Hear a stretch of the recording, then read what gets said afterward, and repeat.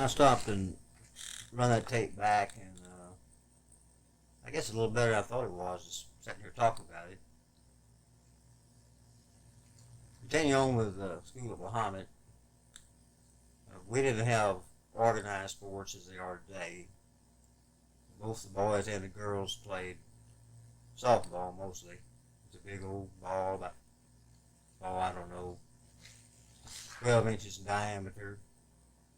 Almost impossible to throw. You couldn't knock it very far, but that was the game we played. There was small schools scattered throughout this part of the country.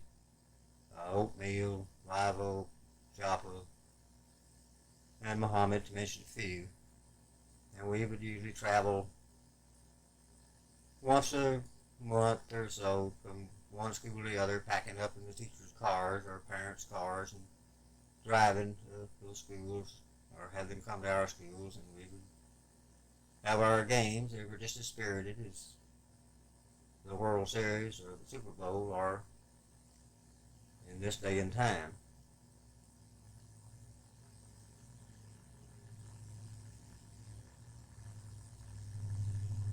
I went on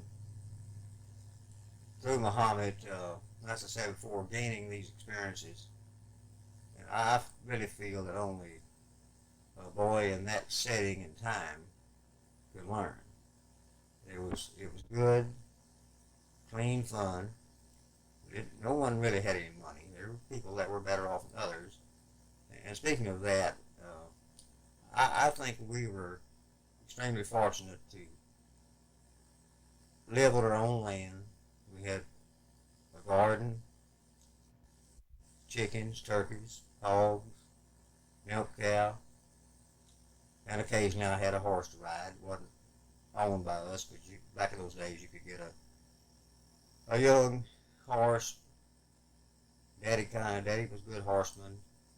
He'd help me break him into the ride.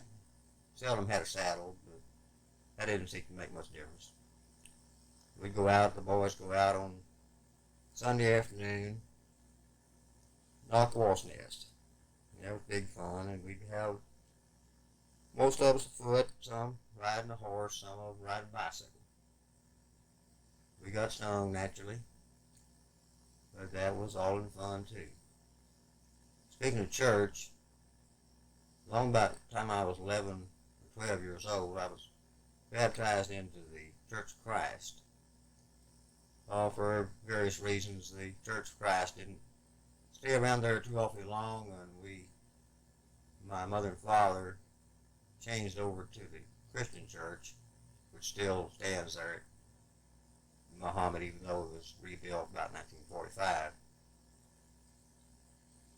I transferred to the Christian church along with them, and but at one time in my life, long in that area, I wanted to be a preacher. I was captured by the thought of reading the Bible and getting up in front of a bunch of people that might not know as much as I did about the Bible and explain it to them. And this feeling of wanting to use what I knew to tell someone else what they might not know has stuck with me throughout the years.